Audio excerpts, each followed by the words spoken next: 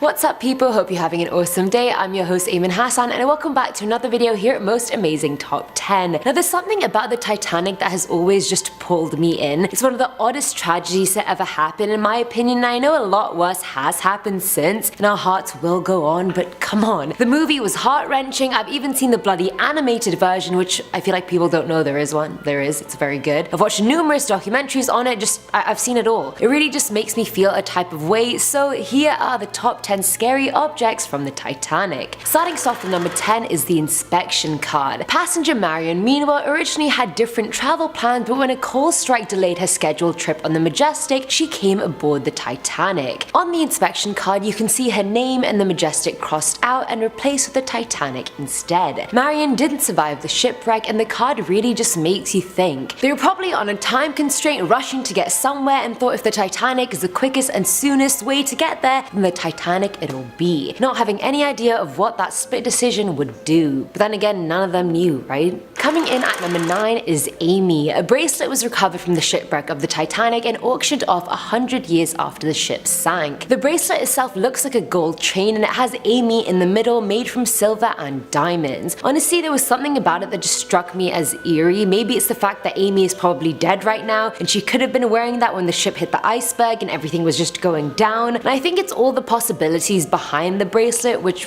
is what makes it scary. Was she sliding to the other side of the ship and the bracelet got caught on something and came off? Was it part of her luggage that went down with the ship? We'll never know. Maybe it didn't even belong to an Amy. Maybe a man had gotten it for his wife or girlfriend and was gonna give it to her when the ship docked. We'll just never know. At number 8 we have the plan. This was the blueprint of the Titanic drawn by the Naval Architects Department at White Star Line, which was the company that owned the Titanic. Sold for 308,000 euros at an auction, the plan is actually one of the most important pieces of memorabilia we have because it was heavily used for investigation after the disaster to see if the ship itself had any role to play in the crash. Were there any faulty areas, any super vulnerable spots that perhaps they missed in planning, etc. Witnesses and survivors of the crash were shown the plan so they could point out where exactly the ship hit the iceberg, and those points are still marked onto the plan. The drawing itself is an actual marvel. It's a whopping 9.2 meters long, which surprised me initially, but given how big the Starliner was herself, it just doesn't surprise me at all. Filling our number 7 slot is the trunk. There are many stories explaining why Howard Irwin never boarded the Titanic when he was meant to. One story was that because he was a heavy gambler, he was beaten up and kidnapped and forced to work on a ship going to the Middle East. That's some Jason Bourne ting right there. He was supposed to go to New York with his friend Henry Sutor, and so when Henry got on the ship on April 10th, he brought Howard's trunk with him, expecting to meet him later on, and of course he never did. They recovered Howard's trunk from the shipwreck and he's obviously still alive, hopefully back home and not still working on a ship somewhere, but his friend Henry didn't survive. Now at number 6 are the keys. They actually did a really good job of conserving these keys. I thought they'd be rusty and old and water damaged, but they look like they're in tip-top shape. This specific set was used by Titanic crewman Samuel Hemming,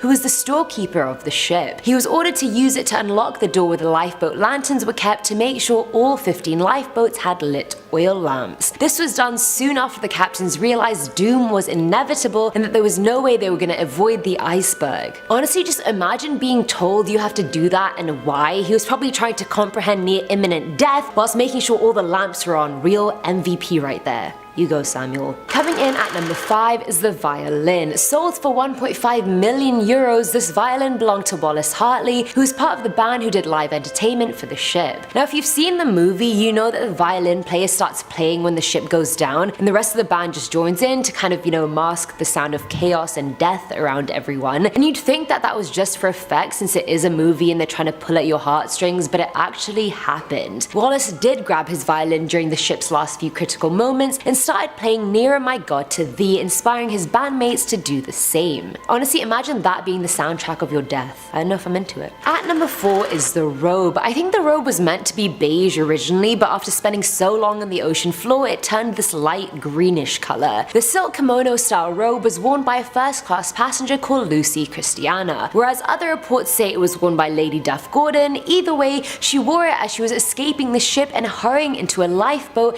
and then later the RMS USS Carpathia. Honestly, that is a fancy ass getaway outfit if I ever saw one, but I'm not even surprised. I feel like people probably just ran for safety regardless of if they were wearing a three-piece suit or were completely naked. I would have taken it off, you know, to be able to run faster, but they were also getting into lifeboats, into freezing water, so the cover-up makes complete sense. Filling our number 3 slot is the pocket watch. Till 2008, this was actually the most expensive Titanic artifact sold in an auction. It was sold for 130,000 euros, which is around 146,000 USD. It belonged to a first-class steward on the ship called Edmund Stone, who also owned the master keys to the whole first-class cabin, so he was pretty up there. Eerily enough, the watch stopped ticking at exactly 2:16 AM, which would have been around the time Edmund landed in the ice-cold water of the ocean. Now, this is a proper relic frozen in time. I feel when I read that sentence while I was researching this video, it almost made me flash back to seeing this man's arm go into the Atlantic Ocean, even though I wasn't even there. It honestly gives me chills, and I don't know if it's because the fact it stopped when he died is freaky, or I'm just imagining this cold water all over me. Let me know. Actually, you can't. Scratch that. Now at number 2 is the last lifeboat. Collapsible A was the last lifeboat to leave the Titanic. Not everyone survived, but most of them were saved by Oceanic. A month after the sinking, it was recovered and workers were doing their best to patch it back up. But what they found inside the lifeboat made them speechless. Inside Collapsible A, they found the decomposing bodies of 3 passengers. One was wearing a dinner jacket, later identified as first-class passenger Thompson Beatty, and the other 2 bodies were firemen that had just been stuffed under the lifeboat seats. One of their arms even came off as the boarding officer was trying to move them. A wedding ring was found too, but I guess Oceanic left the dead bodies behind when they were saving the rest. The ring belonged to Elin Lindell, who got to the lifeboat but later drowned. Her husband held the ring on Collapsible A till he too died, and his body has never been recovered. And finally, at number 1 is the letter. I think this is one of the most profound artifacts that was recovered from the Titanic, but also one of the most spine-chilling. April 14th, 1912, the Titanic hit the iceberg. 2.5 hours later, the ship sank with 1,500 people aboard. During that 2.5 hours, first-class passenger Dr. Washington Dodge decided to write a letter. Even his name sounds bougie, I'm not surprised he was first class. In the letter, he vividly describes the ship's final hours, the sinking, the chaos, the loss. It's one of the earliest, most immediate accounts of the disaster ever found. His handwriting is all over the place, which I'm sure you can understand given his state of mind. But he did in fact survive the shipwreck, so I guess it wasn't all bad after all.